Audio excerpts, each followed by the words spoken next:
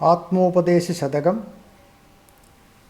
ശ്രീനാരായണ ഗുരുദേവൻ രചിച്ച ഈ കൃതിക്ക് professor G Balakrishnan Nair sir എഴുതിയ വ്യാഖ്യാനത്തിൻ്റെ ഓഡിയോ ബുക്ക് നമുക്ക് തുടർന്ന് കേൾക്കാം. 29-ാം ശ്ലോകം. മനമലർ കൊയ്തു മഹേശ പൂജ ചെയ്യും മനുജന് മറ്റൊരു വേല ചെയ്തിടേണ്ട.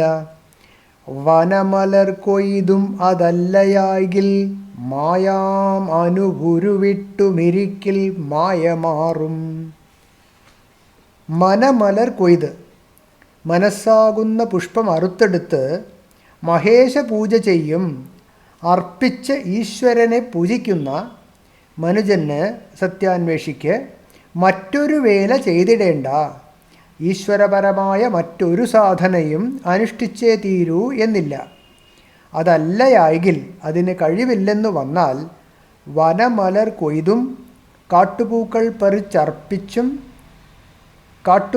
പറിച്ചർച്ചിച്ചും മായാം മായാകാര്യം പിന്തുടരവേ തന്നെ ഉരുവിട്ടും നിരന്തരം നാമജപം അഭ്യസിച്ചും ഇരിക്കിൽ കഴിഞ്ഞുകൂടിയാൽ മായ മാറും. കാലാന്തരത്തിൽ ചിത്തശുദ്ധി വഴി ജ്ഞാനോദയമുണ്ടാക്കി സംസാര ദുഃഖം മാറിക്കിട്ടുന്നതാണ്. മനസ്സാകുന്ന പുഷ്പം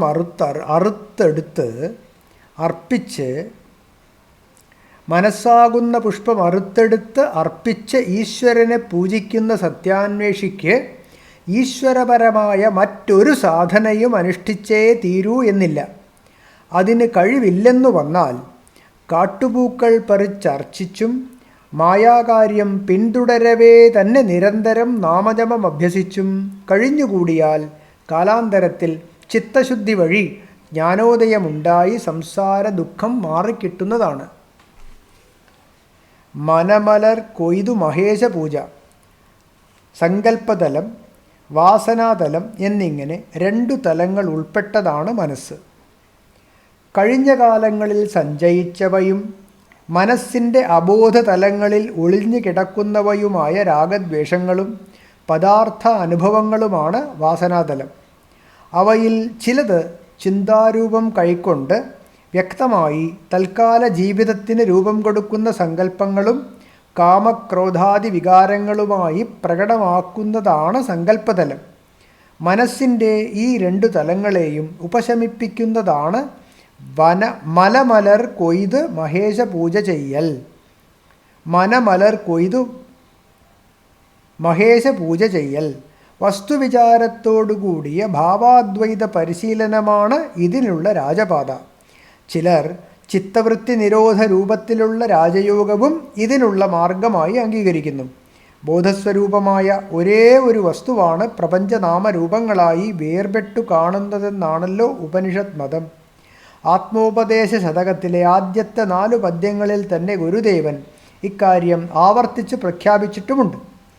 ശ്രുതി യുക്തി അനുഭവങ്ങളുടെ പശ്ചാത്തലത്തിൽ ഈ വസ്തുബോധം വിചാരം ചെയ്തുറപ്പിക്കലാണ് വിചാരമാർഗം. അങ്ങനെ സർവത്ര വസ്തു ഒന്നേ ഉള്ളൂ എന്ന് മനസ്സിന് ഉറപ്പുവരും തോറും ഭിന്ന സങ്കല്പങ്ങളും അവയിൽ നിന്നുളവാകുന്ന രാഗദ്വേഷങ്ങളും നീങ്ങി മനസ്സ് പ്രസന്നമാകാൻ തുടങ്ങും. തുടർന്ന് ആത്മാനുഭൂതിയും സർവത്ര അദ്വയബോധ വസ്തുവിൻ്റെ സാന്നിധ്യവും പ്രകടമാകും. ഭിന്നസങ്കല്പങ്ങളെല്ലാം ബ്രഹ്മസങ്കല്പത്തിൽ ലയിക്കും. ഇതുതന്നെയാണ് വസ്തുവിചാരത്തിലൂടെയുള്ള മനമലർ കൊയ്തു മഹേശ പൂജ ചെയ്യൽ. ചിത്തവൃത്തികളെ, അതായത് സങ്കല്പങ്ങളെയും വാസനകളെയും നിരോധിക്കലാണ് യോഗം. ഇതിനും തത്വബോധം ആവശ്യമാണ്. തത്വബോധത്തിന് പ്രാധാന്യം നൽകുന്നിടത്ത് വിചാരമാർഗം, നിരോധ പ്രക്രിയയ്ക്ക് പ്രാധാന്യം ലഭിക്കുന്നിടത്ത് യോഗമാർഗം. ഇത്രയുള്ളൂ വ്യത്യാസം. മുന്നോട്ടു നീങ്ങുന്തോറും ഈ മാർഗങ്ങളുടെ അന്തരം കുറഞ്ഞു വരും. ഇക്കാര്യം ഭഗവാൻ ഗീത 5-ാം അധ്യായത്തിൽ വ്യക്തമാക്കിയിട്ടുണ്ടല്ലോ. സങ്കല്പങ്ങളും വാസനകളും നിരോധിക്കപ്പെടുന്നതോടെ ബ്രഹ്മസ്വരൂപം അനാവൃതമായിത്തീരുന്നു. ഈ യോഗത്തിന് സവികൽപ്പമെന്നും നിർവികൽപ്പമെന്നും 2 ഘട്ടങ്ങളുണ്ട്. സങ്കല്പങ്ങൾ മുഴുവൻ ഒടുങ്ങിയില്ലെങ്കിലും കാമക്രോധാദികൾ മാറി അഹിംസാ സ്നേഹാദികൾക്ക് ശക്തി കൂടി മനസ്സൊന്നു ശാന്തമായാൽ തന്നെ ധ്യാനദശയിൽ സത്യസ്വരൂപം ബുദ്ധിയിൽ പ്രതിബിംബിക്കാൻ തുടങ്ങും.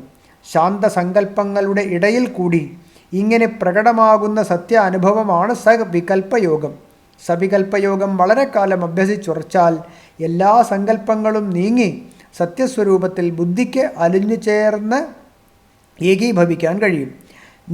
ഞാൻ എന്ന അഹംബോധം പോലും പാടെ ഒഴിഞ്ഞു മാറുന്ന ഈ കേവല ബോധ അനുഭവമാണ് നിർവികൽപ്പയോഗം അഥവാ നിർവികൽപ്പ സമാധി. ഇതുതന്നെയാണ് തുരീയാനുഭൂതി. ഈ യോഗ പരിശീലനത്തെയാണ് മനമലർ കൊയ്തു മഹേശ പൂജ ചെയ്യുന്നതായി ഗുരുദേവൻ ചിത്രീകരിച്ചിരിക്കുന്നത്. ജീവിതം വിരുദ്ധ അനുഭവങ്ങളുടെ ഒരു പ്രവാഹമാണ്. ലാഭം, നഷ്ടം, ജയം, പരാജയം, മാനം, അവമാനം എന്നിങ്ങനെയുള്ള വിരുദ്ധ അനുഭവങ്ങൾ ഏതു വ്യക്തിയുടെയും ജീവിതത്തിലും മാറി മാറി വന്നുകൊണ്ടിരിക്കും. ഈ വിരുദ്ധ അനുഭവങ്ങളിൽ സത്യബുദ്ധിയെ അവലംബമാക്കിക്കൊണ്ട് മനസ്സിൻ്റെ സമനില അഭ്യസിക്കുന്നതാണ് യോഗമെന്ന് ഭഗവാൻ ഗീതയിൽ പ്രസ്താവിക്കുന്നു. ജയത്തിൽ തുള്ളിച്ചാടി അഹങ്കരിക്കാതെയും പരാജയത്തിൽ കണ്ണുനീർ വാർത്ത് കരയാതെയും മനസ്സിനെ സ്ഥിരമാക്കി നിർത്തലാണ് സമനില അഭ്യസിക്കൽ.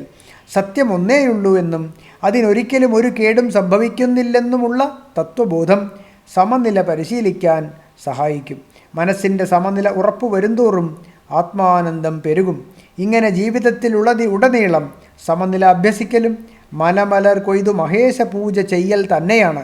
പക്ഷേ സങ്കല്പ നിരോധ രൂപത്തിലുള്ള ഈ യോഗാഭ്യാസ ക്രമങ്ങൾ എല്ലാവർക്കും അത്ര എളുപ്പമല്ല. സാമ്രാജ്യങ്ങൾ പിടിച്ചടക്കാം, മനസ്സിനെ നിരോധിക്കുക ദുഷ്കരമാണ്.